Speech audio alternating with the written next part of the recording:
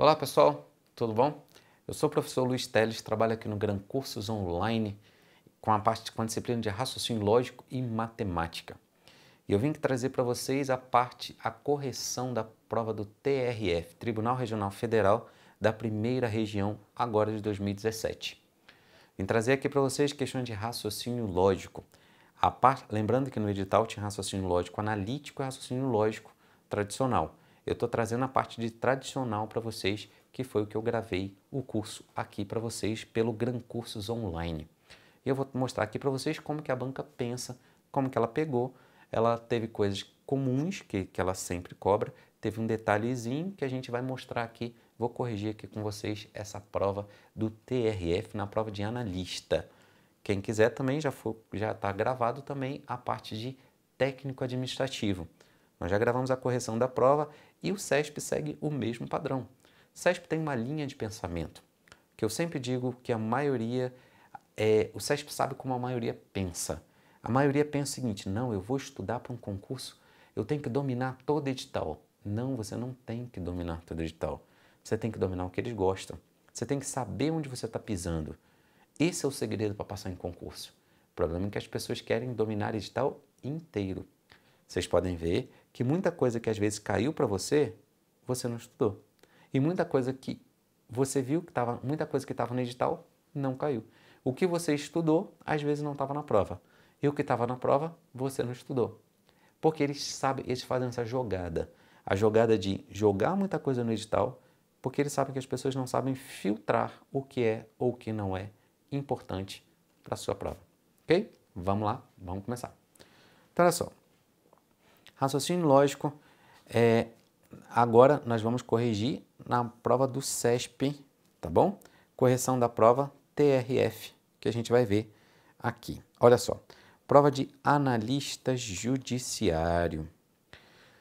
Em uma reunião de colegiado, após a aprovação de uma matéria polêmica pelo placar de 6 votos a favor e 5 votos contra, um dos 11 representantes fez a seguinte afirmação: basta um de nós mudar a ideia e a decisão será totalmente modificada.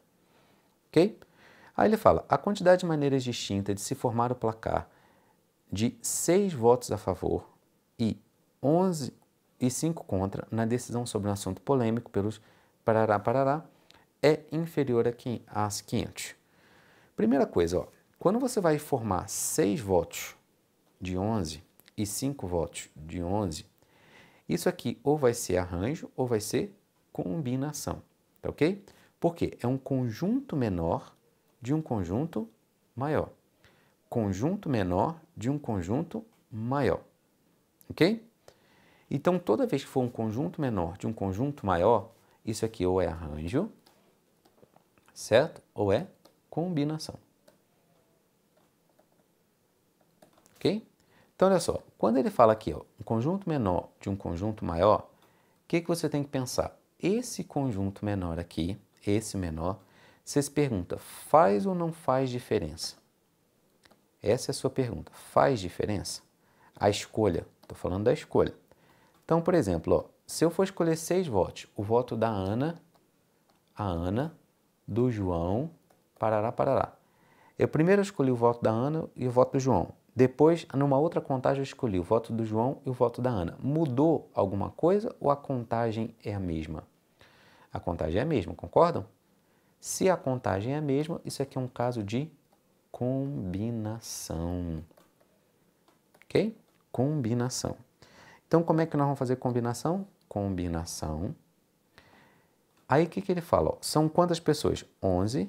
6 é 6. É a forma dele combinar isso aqui. Ele está te perguntando de quantas formas eu posso combinar esses das 11 pessoas, 6 votos a favor. Ok? Então, vamos lá. Como é que eu faço? Esse 11 aqui, ó, quanto falta para dar um 11? 5. Então, isso aqui é a combinação de 11, 5 a 5. O 11 cai 5 vezes. Então, vai ficar quanto? 11, 10, 9, 8, 7. 1, 2, 3, 4, 5. 11 cai essa quantidade de vezes aqui, ó, essa quantidade. Ok? E embaixo seriam esses todos aqui bagunçando entre si. 5 fatorial. Então, o que que deu? 11, 10, 9, 8, 7, 5, 4, 3, 2, 1. Ok? Então, vamos lá. Vamos começar a simplificar. Ó. Primeira coisa, o 9 pode ir embora com 3. 9 com 3 dá 3. 8 com 2, 4. Esse 4 vai embora com 4. Concorda? E 10 com 5, 2. O que que sobrou então? 11 vezes 2 vezes 3 vezes 7. Concorda? Recapitulando, eu simplifiquei o 8 com 2, deu 4. O resultado fica onde está o maior. 4 cortou com 4. 9 dividido por 3 dá 3. 10 dividido por 5, 2. Então, o que que sobrou? 11 vezes 2 vezes 3 vezes 7. Quanto é 11 vezes 2? 22. 3 vezes 7? 21. Então, vamos multiplicar. 22 vezes 21. Vai me dar quanto? 2 vezes 1, 2. 2 vezes 1, 2. 2 vezes 2, 4. 2 vezes 2, 4. 2, 6, 4. 462. E ele está dizendo que é inferior a 500. Então, nós já sabemos que está correto. Que é quanto? Quanto é esse inferior? Quanto é que nós achamos? 462. Perfeito. Questão correta. Ok? Questão correta. TRF da primeira região 2017. Ok? Agora vamos ver essa questão aqui, ó. Em uma reunião de colegiado, após a aprovação de uma matéria polêmica pelo placar de 6 votos, é a mesma frase. Aí ele fala, basta um de nós mudar de ideia e a decisão será totalmente modificada. Ele quer novamente a negação, tá ok? Ele quer a negação de quê? Desta frase, concordam? Desta frase.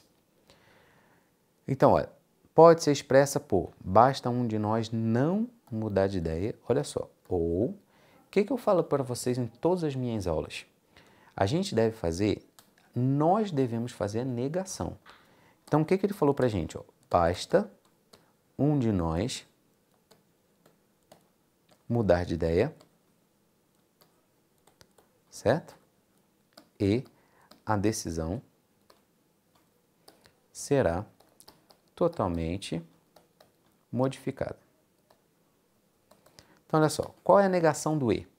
Nós sabemos que a negação do E é ou, concordam? Antes de você ler o que ele fez, faça você sem ler, porque senão você é induzido a achar um gabarito, tá bom?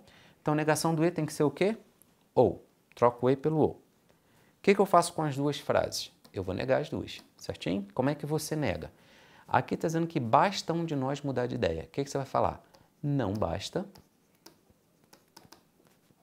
um de nós mudar de ideia. Certo? Aqui está dizendo que a decisão será totalmente modificada. O que você vai falar? A decisão não será totalmente modificada. Ok? A decisão não será totalmente modificada. Ok? Então, vocês viram aí, ó, mais uma questão que caiu na prova do TRF 2017. Tá bom? Na prova de analista, ele te pediu a negação. Lembrando que a negação, como é que a gente nega? Por isso que aqui, ó, vamos julgar primeiro. Ele disse que não. Onde é que você colocou o não? Aqui. Ele colocou o não depois. Então, você já julgaria que ela está errada. Lembrando que isso aqui é a negação daquela frase, de uma frase ligada pelo conectivo e. Como é que você nega uma frase com e? Você troca o e pelo ou. E o que você faz com as duas frases? Você sempre nega as duas frases. Sempre você vai trocar o e pelo ou e vai negar as duas. Ok? Relembrando, como é que você negaria uma frase com ou? Para negar uma frase com ou, você troca pelo e nega sempre as duas frases. Ok? Sempre você nega as duas frases. Ok? Então, ó, vocês viram que a negação era a negação do e tem que ser ou. e nega as duas. Negação do ou tem que ser e nega as duas. Ok? Então, isso aqui, ó, ele quis que você soubesse essa negação. Aí, para você ver, ó, como é que o CESP fez? Na prova da manhã de analista, eles cobraram negação do conectivo e. E na prova da tarde? Na prova da tarde, eles cobraram a negação do se então. E lá, você só tinha que saber que a negação do se então não podia ter outro se. Pronto. As duas questões que eles cobraram tinham o mesmo erro. A negação do se não pode ter nunca outro se. Era só isso que eles queriam que você soubesse fazer. Ok? Então, vocês viram aí, negação, CESP, como eu sempre bato na tecla, CESP adora negação, ele adora. Ok? Então, aí tem gente que fica batendo na tecla em todo o edital. Vocês conhecem algumas pessoas que ficaram batendo... Pode vir para mim? Vocês conhecem algumas pessoas que bateram no edital que, entre aspas, eu fechei o edital, mas na hora da prova não se deu bem? Já conhece algumas pessoas assim? Por quê? A prova não é isso, não é fechar edital. Muita coisa que está no edital não cai na prova. E muita coisa que está na prova não está no edital. Então, vocês têm que saber que o CESP, ele sabe o que ele está fazendo. Ele é como se ele estivesse induzindo vocês a estudarem uma coisa, quando na verdade ele sabe que ele vai te cobrar outra. Isso é um princípio, isso é uma estratégia de guerra. Ele usa uma estratégia para te derrubar. Porque ele sabe que as pessoas seguem à risca edital. Ele segue o que ele falar ali, a pessoa, não, mas eu vou estudar porque vai que cai. Só que não é esse vai que cai, você acaba dançando.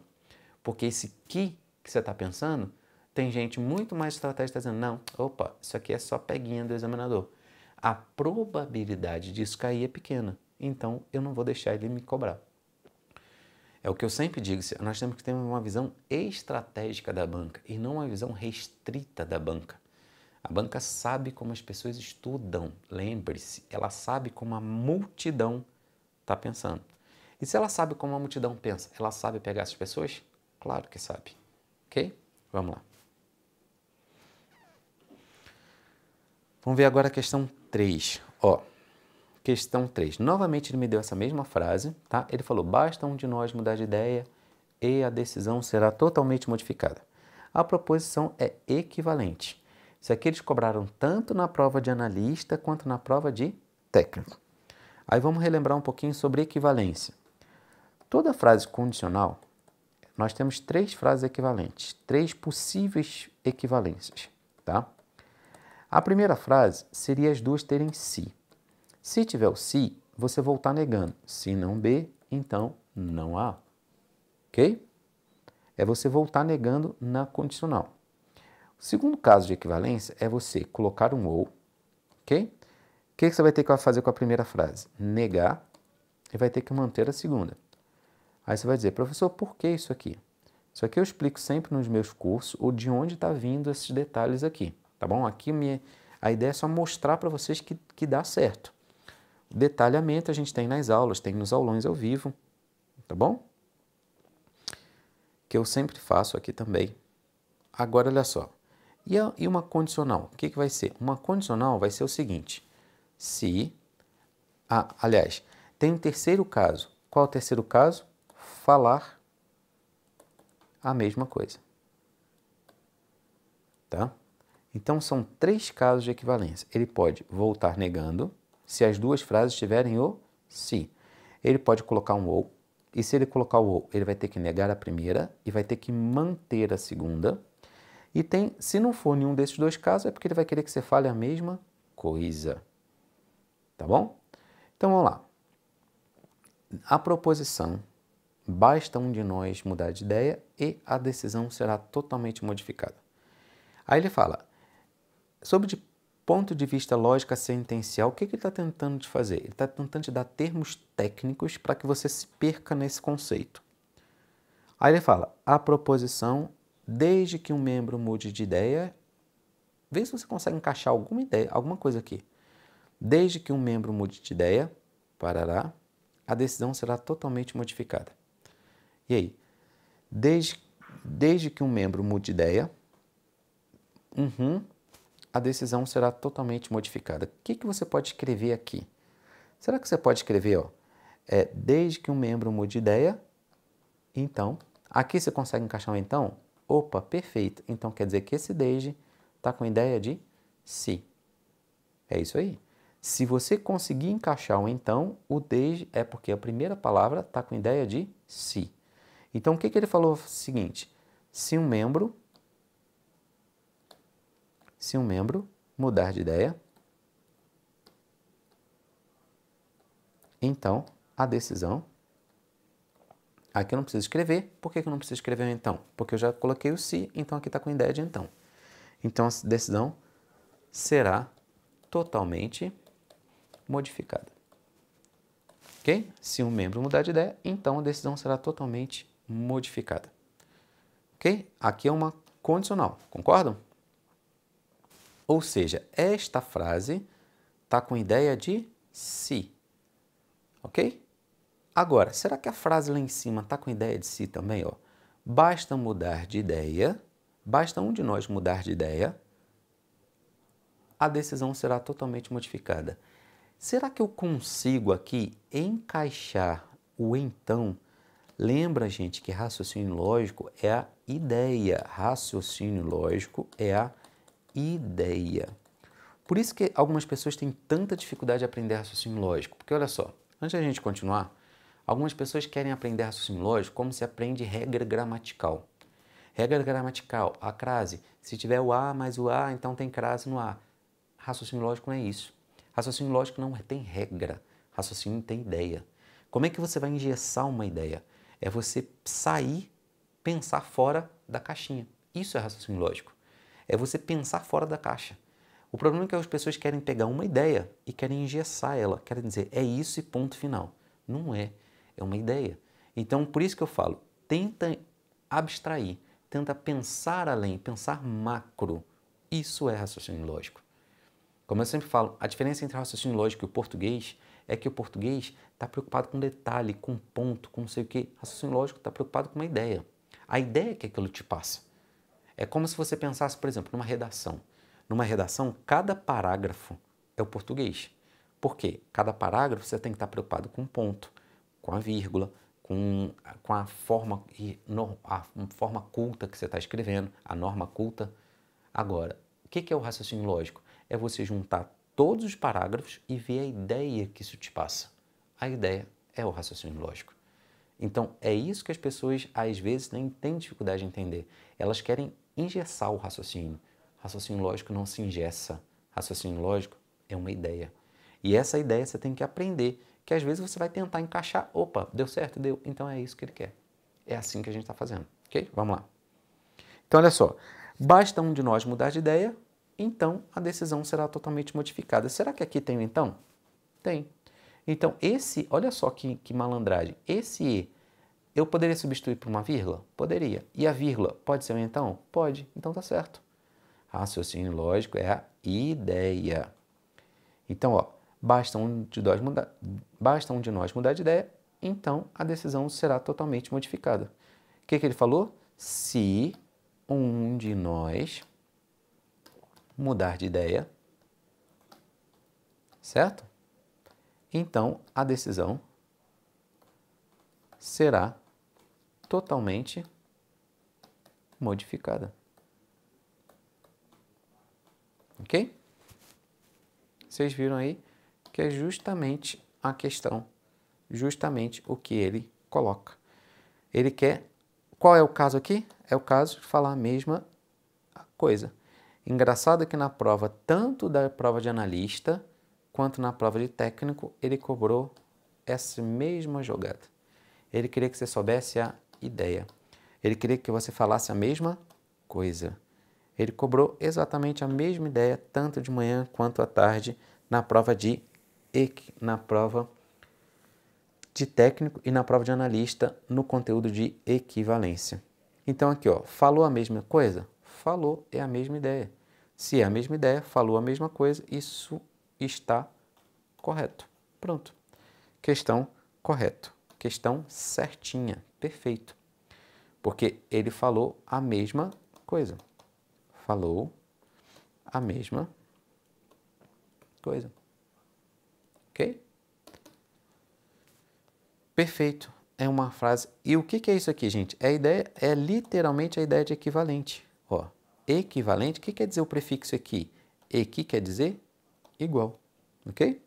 Então ele está dizendo igual. Ele está dizendo valores iguais na tabela verdade. Mas eu preciso construir tabela verdade? De jeito nenhum. Só vou perder meu tempo. Tá bom? Aí ele fala, a tabela verdade da referida proposição, ou seja, dessa daqui, a mesma ideia cobrou na turma da tarde, tá? Ele cobrou a mesma ideia. A tabela verdade da referida proposição, construída a partir de valores lógicos das proposições simples que a compõem, tem mais de 8 linhas? Não, não tem mais de 8 linhas, tá? Aqui, errado. Ok? Porque isso aqui, ó, isso aqui não é uma condicional, eu não posso escrever, ó, se um de nós mudar de ideia, então a decisão será totalmente modificada. Não é uma condicional? Aqui está a primeira parte, primeira proposição, aqui está a segunda proposição. Primeira, segunda. Então, como é que eu faço? Sempre vai ser 2, o número de linhas. Número de linhas, como é que nós vamos corrigir isso aí? Corrigir não, como é que nós vamos fazer? É o número de letras ou o número de proposições. Ok? Então, é 2 por que 2? Porque é verdadeiro ou falso. Elevado ao número de proposições. Quantas proposições eu tenho? 2. 2 ao quadrado é 4. E ele diz para mim que tem mais de 8. Não, não tem mais de 8, está errado. Pronto. Tem quanto? 4. Tem 4 linhas. Ok?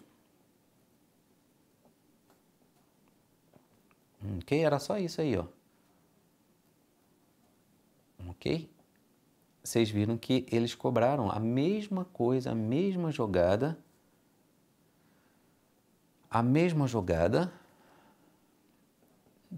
tanto na prova da manhã quanto na prova da tarde, a mesma coisa.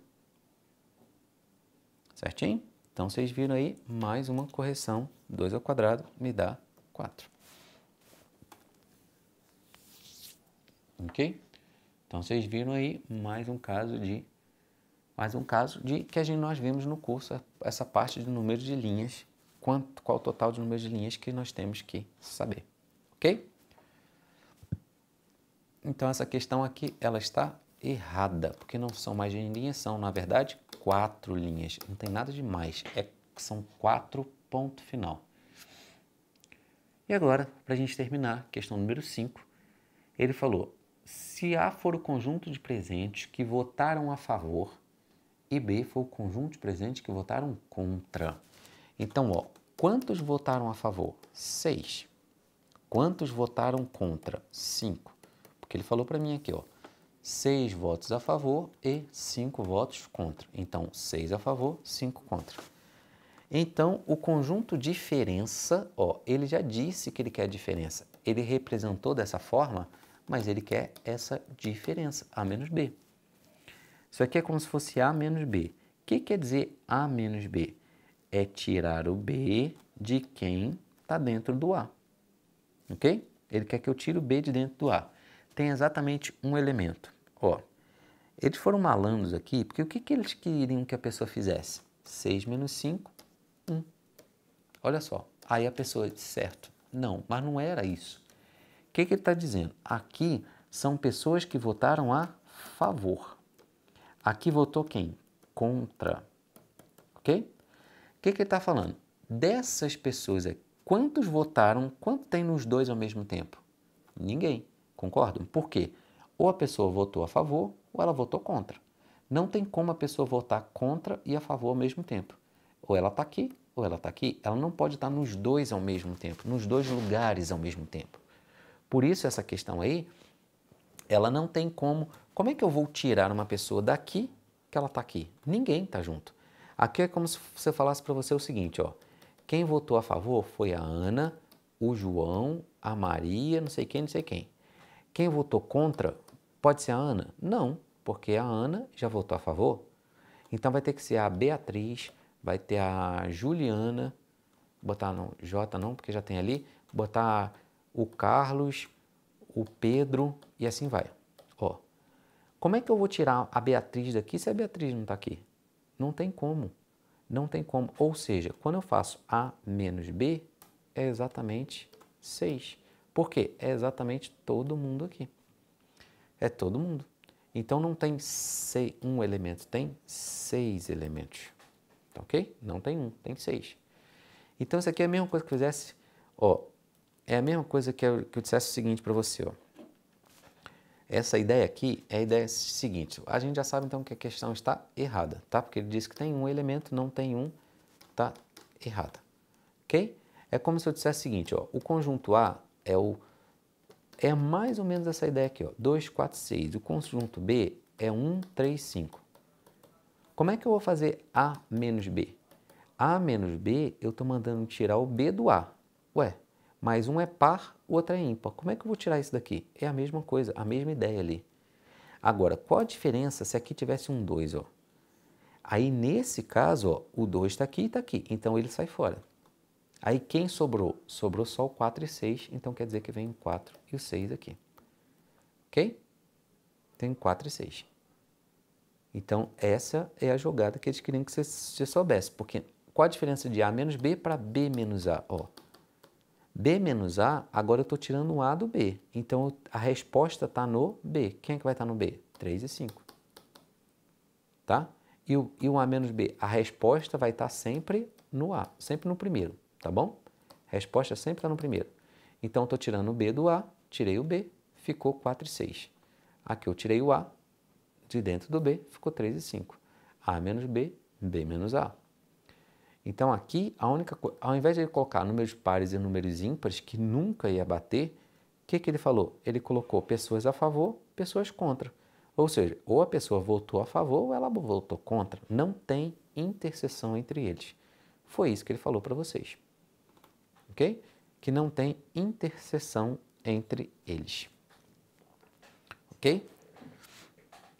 Então aí, ó, vocês viram que o CESP ele tem um padrão de cobrar raciocínio lógico. Então, você tem que ter uma visão ampla, você tem que ter uma visão macro, você tem que ter uma visão que eles querem que você tenha. Não adianta você ficar aprendendo, não, professor, mas eu vou aprender questões assim, questões assado, parará. Está perdendo seu tempo, porque o examinador não cobra nesse nível. Ele tem uma noção do que ele quer, ele tem uma noção do que derruba uma massa. E é essa noção da massa que você tem que ter. É aí que você constrói seu diferencial. É quando você tem uma visão que a maioria não tem. É aí você está mostrando para o examinador, eu penso diferente. Eu não deixo você me pegar. Por quê? Porque eu não penso como a multidão. E esse não pensar como a multidão é bom para você. Se você quer, como diz Bill Gates, se você quer chegar onde a maioria não chega, faça o que a maioria não faz. Pense diferente como a grande maioria. O problema é que a grande maioria diz, não, todo mundo aprende desse jeito, eu vou aprender desse jeito também. O examinador sabe. O examinador está de olho nessas pessoas que pensam como a massa. Você não pode fazer isso.